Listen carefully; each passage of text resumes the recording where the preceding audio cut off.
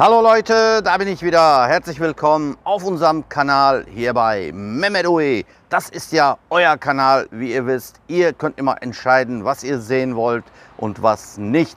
Ich habe diesmal keine Umfrage gestartet, aber der Jeffrey und noch ein paar haben sich mal so Gedanken gemacht, welche Busse ich euch schon vorgestellt habe und welche noch nicht. Ich habe jetzt eine Liste. Ich gehe jetzt mal gleich rein und schaue mal, was ich da so finde, was in der Liste ist, was wir noch nicht vorgestellt haben. Das werde ich euch dann vorstellen. Begleitet mich auf diesem Weg. Wir gehen in die Halle und schauen mal die Liste, was da so alles gibt, was ich noch nicht vorgestellt habe. So, bleibt dran. Nach dem Intro geht's los. Bis gleich.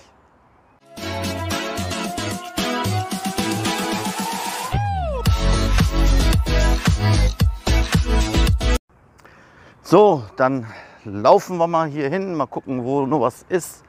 Auf der Seite sind die ganzen Türen auf, so wie ihr sehen könnt. Ja, ich muss erstmal so eine Tür aufmachen, dann können wir schauen. Wartet. So, als erstes kommt uns der 1635, den hatte ich schon. 26 hatte mal einer geschrieben, aber den hatte ich auch schon.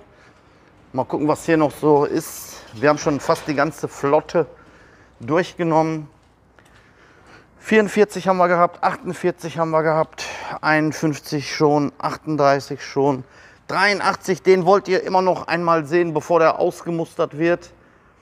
Aber der hat noch Zeit, den hatte ich auch, glaube ich, schon zweimal sogar vorgestellt. Aber der 108 ist interessant, ja, aber der geht gleich raus, den kann ich nächste Woche erst vorstellen. Auf der anderen Seite war nichts mehr, mal schauen, was wir hier noch haben. Okay, der 41, da ist ein Missgeschick passiert. Der ist ja selten hier, da ist ein Schwerterbus. Hatte der Jeffrey sogar geschrieben, der 41. Würde ich euch gerne vorstellen, aber lieber nicht. Jetzt werdet ihr sagen, warum. Mal schauen. Oder ist der schon sauber? Der ist, glaube ich, schon sauber. Dann kann ich euch ja den doch vorstellen. Das ist der 1055. Ja, so sieht der aus. Das ist der mit dem 100er Zulassung. Den habe ich vor, euch gleich vorzustellen. Aber ich gucke mir den 41 nochmal an, wenn der sauber sein sollte. Der sieht also sauber aus. Ihr werdet jetzt fragen, was für ein Missgeschick ist passiert. Ja, der ist sauber, Leute. Man hat den besprüht. Schweine. So, ich mache das Tor mal auf und dann schauen wir mal dieses schöne Stück uns mal draußen in aller Ruhe an. So, da ist der Knopf.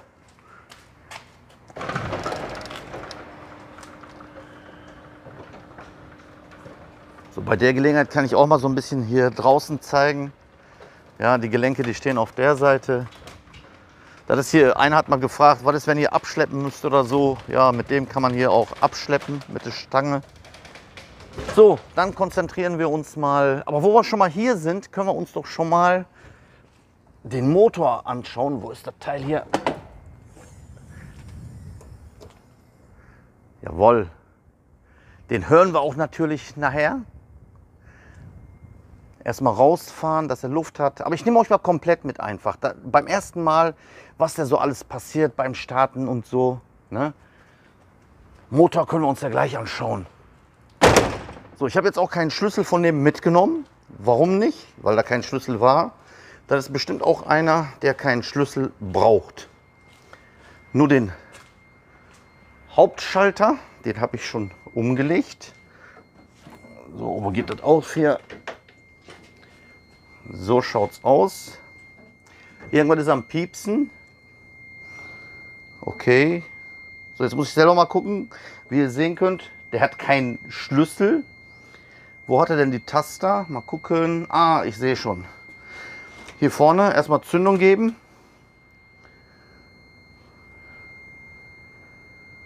Oder? Wo hat er Zündung? Power. Da müsste irgendwo Power draufstehen. Da. Seht ihr? Power. Erstmal Power geben. Jetzt hat es auch aufgehört. Ah, der hat geklemmt gehabt. Jetzt hat er Power. Deswegen war es am Piepsen. Hoffentlich springt er auch an. So, dann schauen wir mal. Zündung geben.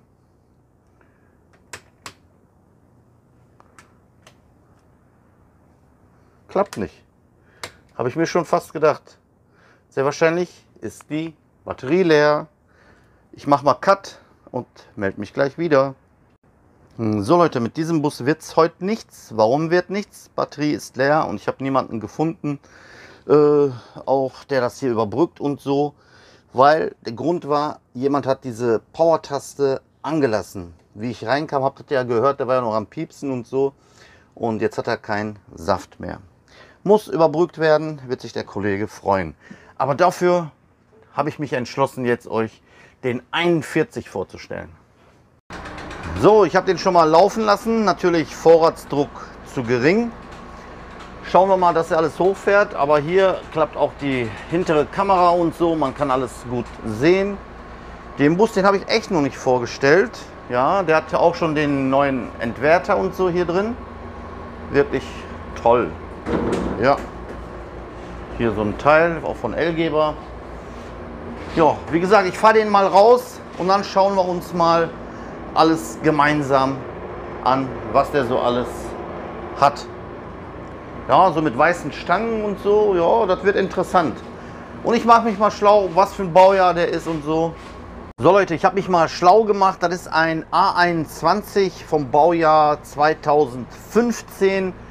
MAN Line City. Ja, den schauen wir uns jetzt mal endlich an. Achtet aber nicht darauf, auf die Sauberkeit von außen, weil am Anfang hatte ich euch ja gesagt, dem ist ein Missgeschick passiert, der ist ein bisschen besprüht worden. Die haben das zwar sauber gemacht, der wird noch gewaschen und alles richtig picobello sauber gemacht, dann geht der wieder nach Schwerte, dann werde ich den auch nie mehr sehen. Das ist jetzt die Möglichkeit, ihn euch mal vorzustellen. So, wir fangen mal von außen an. So schaut das Prachtstück aus. Die linke Seite ist noch sauber, es handelt sich um die rechte Seite, werdet ihr gleich sehen. Aber wir achten jetzt mal nicht darauf, sondern wir achten mal auf das schöne Fahrzeug hier mit den Boxhandschuhspiegeln. Schaut mal, ja, die sehen richtig bullig aus, man kann auch viel da drin sehen. Bei den anderen Bussen hatte ich euch das ja schon einmal gezeigt. Der hat oben LEDs als Zielbeschilderung, nicht diese Flipdots. Jetzt nochmal von der Seite, wie ihr sehen könnt, unten an den Türen kann man noch so ein bisschen Farbe und so sehen. Das finde ich eine Schweinerei, dass man einfach mal so schöne Busse besprüht. Was hat man davon? Ne? Aber alles Idioten, sage ich mal nur. So, dann können wir mal auch reingehen und dann tasten wir uns so langsam nach hinten durch. Wie ihr sehen könnt, der Spuckschutz, der ist ja da. Jetzt hat mittlerweile auch jeder Bus so ein Teil. Vorhin haben wir ja ganz kurz mal reingeschaut. Wir schauen jetzt mal noch mal rein. So, der hat hier übrigens mit diesem Lenkradverstellung nicht das ganze Cockpit. Das ist ja diese neueste Version von diesen Cockpits. Wenn man unten hier auf diesen Knopf drückt, wie ihr sehen könnt, da könnt ihr Lenkrad nach vorne, nach hinten, auch nach unten hin, je nachdem wie ihr es braucht, einstellen. Der Retarder, der kommt schon uns direkt hier entgegen. Den werde ich nachher natürlich dann auch nochmal ausprobieren. Dann hat man hier verschiedene Stellungen, hier hoch absenken, hoch runter absenken und sowas. Dann hat man die Möglichkeit hier mit diesen Schaltern die Türen einzeln zu, können wir ja mal probieren, ob das auch klappt. Jetzt ist ja beides auf, die Türen. Angeblich kann man jetzt, wenn ich den nach oben drücke, die linke Türhälfte schließen. Mal gucken. Tatsächlich, die ist jetzt geschlossen geblieben, geht nur die rechte auf. Und wenn wir runter tun, dann müsste die rechte geschlossen sein. Funktioniert einwandfrei. Wir tun natürlich wieder offen. Wir haben Tag der offenen Tür heute. Kilometer hat er 300, was so wenig erst? 345.991 Kilometer. Okay, ist ein bisschen wenig, aber naja, der hat ja auch Klimaanlage, denke ich mal, ja. Und ja, hier ist alles gleich, nichts geändert. Oben hat er auch ganz normalen Schacht, der ist natürlich auf Dings eingestellt. Warum steht da hier Spannung? Das hat mich jetzt ein bisschen, weil er keine Spannung hatte vorhin bestimmt. So, den muss man eigentlich auf Out of Scope stellen, damit man weiß, dass keiner gefahren wird. Aber das ist auch interessant. Schaut mal, Leute. Für den Fahrer oder Fahrerin sogar ein Spiegel. Das sehe ich auch zum ersten Mal. Habt ihr sowas schon mal gesehen? Okay, dass man sich hier noch mal gucken kann. Nicht schlecht. Für die Fahrer übrigens gibt es hier auch noch mal, und links hat er keins, nur rechts. Mal gucken, wo wird er denn angehen? Ich denke mal hier. Ne, hier geht er nicht an. Muss ich mal gucken, wo der ist. Auf jeden Fall kann man den wohl für sich selber dann auch noch mal an. Ach, hier ist es. Hier ist nochmal. Ne, geht auch nicht. Aber hinten ist etwas. Ich mache mich mal schlau, vielleicht werde ich da gleich fündig. Wie gesagt, ich kenne diesen Bus noch nicht. Das hatte ich euch ja schon mal gezeigt. Da kann man sehen, hinten, was die da so treiben. Und ja, ne? So schaut es aus. Wieder diese hart gepolsterten Sitze. Den hatte ich gerade auch schon erwähnt, den L-Geber. Aber hier mit den weiß oder grauen Haltestangen und den roten sieht nicht schlecht aus. Bei der Gelegenheit kann ich mal gucken. Der hat 35 Sitzplätze, 52 Stehplätze und einen Rollstuhlplatz. Hier das Teil, wo die Leute immer mit dem Knie dagegen kommen, ist auch da. Und das hier auch selten so mit Rot, passt zu den Stangen. Okay, wie gesagt, ich kenne diesen Bus nicht. Der Boden, der ist auch schön. Ja, hier kann man sich auch hinsetzen und sogar für Rollstuhl sogar zum Anschnallen. Okay, hier die Vierergruppe, das sieht ja auch immer sehr schön aus hier, wo der Radkasten, guck mal, normalerweise wären die, wenn HD wäre, so hoch die Busse, aber da das ein Niederflur ist, bis hier vorne hin hat man Platz hier durchzugehen. Dann hat man so einen großen Podest hier, um sich dann hier auf dem Motor sozusagen zu setzen. Ja, so schaut es aus. Schöne MAN-Logo und nochmal so eine schöne Sicht von hier oben, wo man auch gut sehen kann für die Klima. Die funktioniert auch. Ich merke schon an der Haut, dass es schön angenehm ist. Draußen ist im Moment 30 Grad warm, Leute. Ja, jetzt merke ich das erst recht, wenn man hier davor steht. Schaut man da oben, ist alles so eingestellt. Man kann das, glaube ich, individuell mal gucken. Nicht, dass ich euch Blödsinn erzähle. Ja, die kann man sich so einstellen, wie die das so auf die Fahrgäste oder so, kann man sich das hier so alles einstellen. Wunderbar. So, die hintere Tür können wir auch mal öffnen. Der hat natürlich auch eine Rampe für Rollstuhlfahrer und so, und Kinderwagen. Und dann können wir mal rausgehen, dann fahren wir den natürlich auch. Wunderbar. So, dann schauen wir mal, dass wir uns den Motor mal anhören. Der hat hier den Tank abgeschlossen. AdBlue hat er hier. Könnt ihr noch sehen. Ja, wie gesagt, alles noch klebrig von den scheiß Farben, was sie da gesprüht haben. Hier hinten hat er, glaube ich, eine andere Ecke bekommen. Ja, ist noch nicht ganz lackiert. Deswegen dieser Unterschied.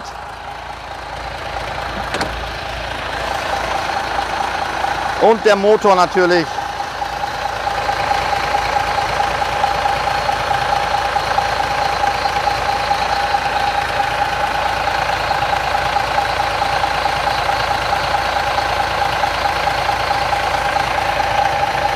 Auch mit diesem Feuermeldersystem ausgerüstet.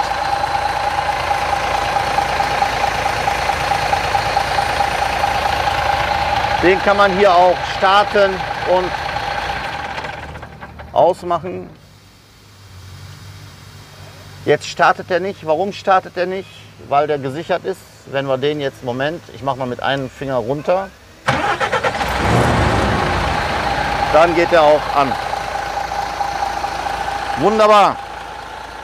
So, wir fahren den mal eine Runde, wenn ihr nichts dagegen habt. Und dann werden wir schlauer, ob der Bus auch richtig gut für den Fahrer ist.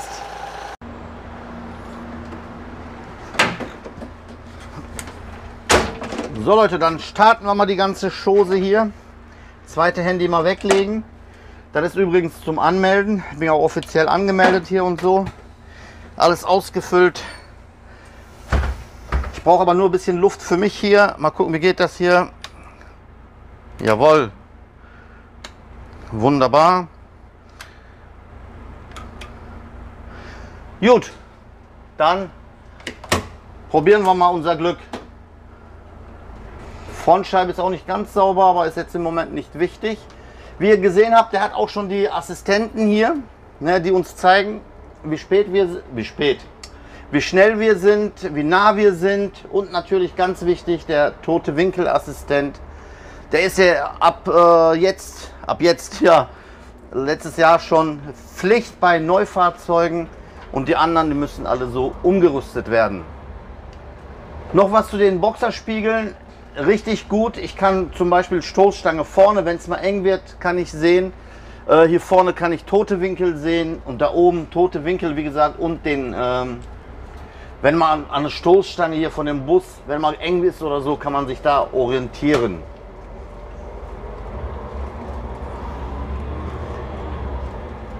So, dann fahren wir mal unsere gewohnte Strecke. Diesmal mal von der anderen Seite. Aber der fühlt sich schon richtig gut an. Auch die Federung, die ist gut, Leute.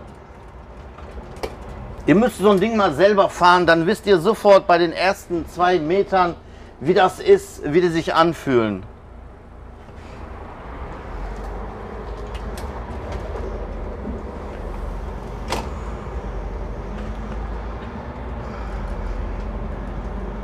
So, der hat schon direkt den 4. Gang geschaltet. Ein Void-Getriebe, so wie es aussieht. Hier müssen wir mal aufpassen. Hatte ich euch letztes Mal auch gesagt, wegen Blitzer. Der hat jetzt 5. Gang, 6. Gang. Ey, sollte das doch ein ZF sein? Leute, hilft mir. Ja, dann ist es doch ein... Mal gucken, wer... Also der fühlt sich wie ein ZF, das weiß ich immer noch nicht. Aber einer hat mal gesagt, wenn das hier mit 3 Dingern ist, dann ist das Void. Wie gesagt, heute fahren wir eine andere Strecke. Wir fahren diesmal geradeaus. Einer hat gesagt, wenn er nur 4, 5 Gänge hat, dann ist es Void. Der hat jetzt schon 4. Gang und wir haben gerade erst mal 30. Also der hat noch ein paar Gänge. Schade, dass man das nie so rauskriegt, was das für einer ist. Einer hat geschrieben, du hast keine Ahnung von Bussen, lass es lieber sein. Warum soll ich lügen? Ich weiß echt, ich kann damit fahren. Ich weiß, wo die ganzen Knöpfe sind, wofür die sind. Aber ob da jetzt ein ZF-Motor drin ist, ob was für ein Motor, was für ein PS und. Wenn man sich doch mit der Materie nicht beschäftigt, so wie die Spotter, die richtigen Original-Spotter, dann weiß man das eben halt nicht. Na, ich kann immer nur das sehen, was ich hier habe und das Fahren, das ist für mich wichtig. Und so, der fährt erstmal ganz gut. Aber ich habe hier so ein... Die Pollen, die fliegen hier durch die Gegend. Also nicht die Polen, sondern die Pollen. Ne, habe ich gerade irgendwas zwischen den Augen gekriegt, in den Augen, obwohl ich sogar Brille habe. Aber das hier, jetzt weiß ich, der hat hier hinten so ein Teil, Leute. Ne, der geht auch nicht. Keine Ahnung. Der hat dann einen Schalter, den muss man aber erstmal noch Strom geben, glaube ich. Tote Winkel gucken, ja. Hat er mich direkt gewarnt, weil da war ein Mofa, ein Roller. Habe ich aber gesehen. Der hat jetzt schon einen 5. Gang und wir haben erstmal 40. Ich mache mal auf 50 beschleunigen. Jetzt hat er den 6. Gang drin. Also wenn ich ihm noch geben würde, dann wird er glaube ich noch einen Gang kommen, oder?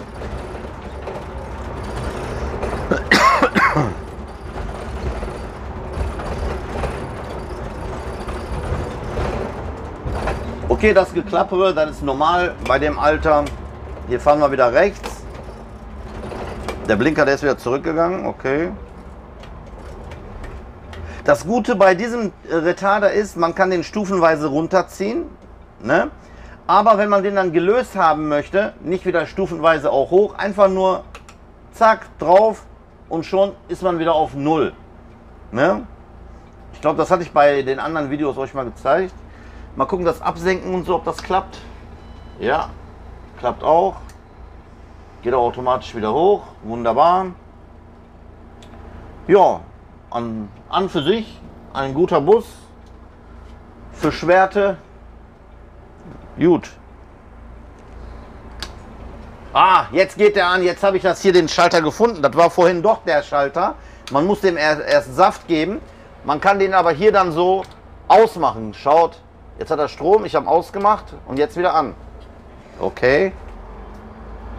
Ich sage ja, wenn man sich mit der Materie hier beschäftigt, dann kriegt man das schon hin. Lenkrad auch ganz gut. Hupe auch gut. Wunderbar.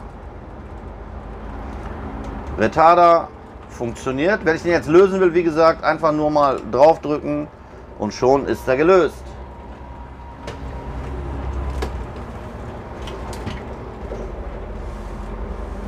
Da waren noch ein paar Experten. Ihr müsst euch mal die Kommentare lesen, Leute. Manchmal lese ich die Kommentare, ich lache mich kaputt.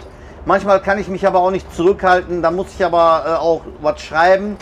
Und derjenige, wenn er merkt, dass er Scheiße gebaut hat, Scheiße geschrieben hat, dann löscht er sich selber.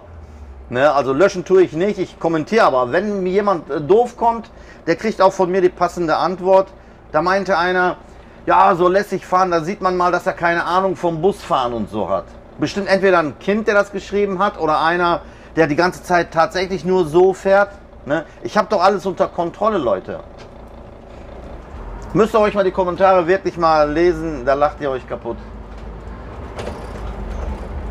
So, jetzt kann ich mal auf den Kickdown mal gucken. Jetzt haben wir vierte. Wir dürfen noch fahren. Jetzt gebe ich ihm mal und... Nee, der ist nicht gekommen. Der ist direkt auf 6 gegangen. Anstatt runter. Okay, dann klappt das wohl nicht bei dem. Doch, jetzt hat er geklappt. Jetzt hat er von 6 auf 5 runter. Okay, doch, klappt, Leute. Oh, Retarder, super, schaut mal. Ich habe nicht gebremst, das ist nur der Retarder. Jetzt natürlich zum Halten muss ich, aber der Retarder, der haut rein. Deswegen ruhig auch mal benutzen, wenn man so an der Ampeln oder so ist, man kommt streng, also schnell hier an. Einfach mal zack, zack, zack, runter. Braucht man fast schon gar nicht bremsen und die Oma, die merkt gar nicht, dass ich gebremst habe. Die macht nicht guten Tag oder so.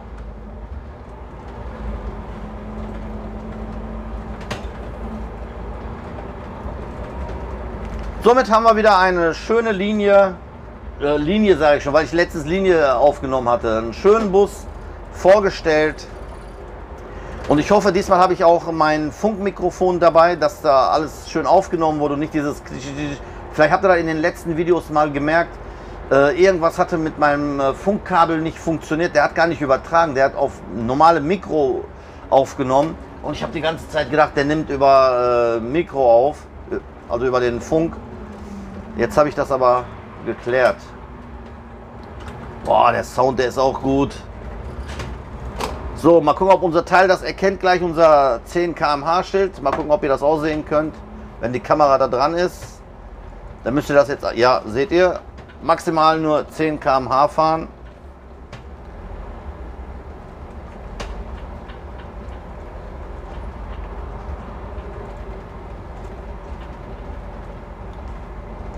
Den tun wir wieder an seinen Platz.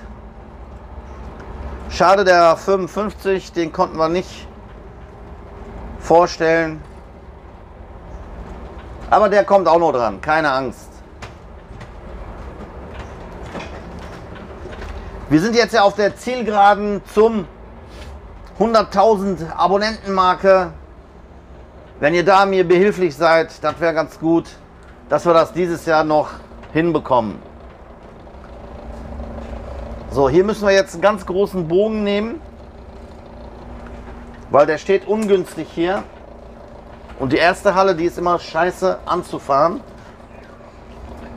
weil man hier aufpassen muss, dass da hinten nicht zu eng wird. Ruhig auch mal so gucken, da waren jetzt noch Millimeter. So, jetzt zum Beispiel, ich habe ja voll eingeschlagen, aber ich muss Lenkrad ja voll einschlagen. Da waren ein paar Experten dabei. Ja, im Stand lenken ist nicht gut für die Reifen. Das weiß ich auch, Junge.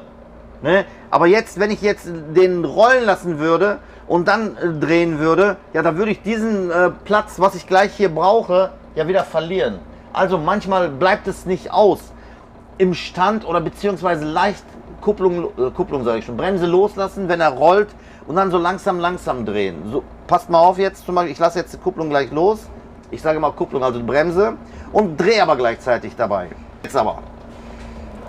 Seht ihr, der rollt jetzt ganz langsam, aber ich kann den noch schnell drehen. Und dieser Zentimeter, der fehlt jetzt natürlich. Also bleibt das manchmal gar nicht aus. Schaut mal, jeden Millimeter ausnutzen. Und jetzt, wenn ich den jetzt wieder rollen lasse, ohne drehen, ne, haut auch wieder nicht hin. Also jetzt schon mal so langsam drehen und schnell. Aber ich lasse den ja immer wieder rollen. So. Wollen die mir einen auferzählen, ist nicht gut für die Reifen im Stand drehen. Ja, toll. So, und schon ist man wieder hier drin. So, Ende gut, alles gut. So Leute, ich verabschiede mich von euch mit diesem schönen kleinen Beitrag über diesen A21 MAN Line City. Der fährt ja hauptsächlich in Schwerte rum.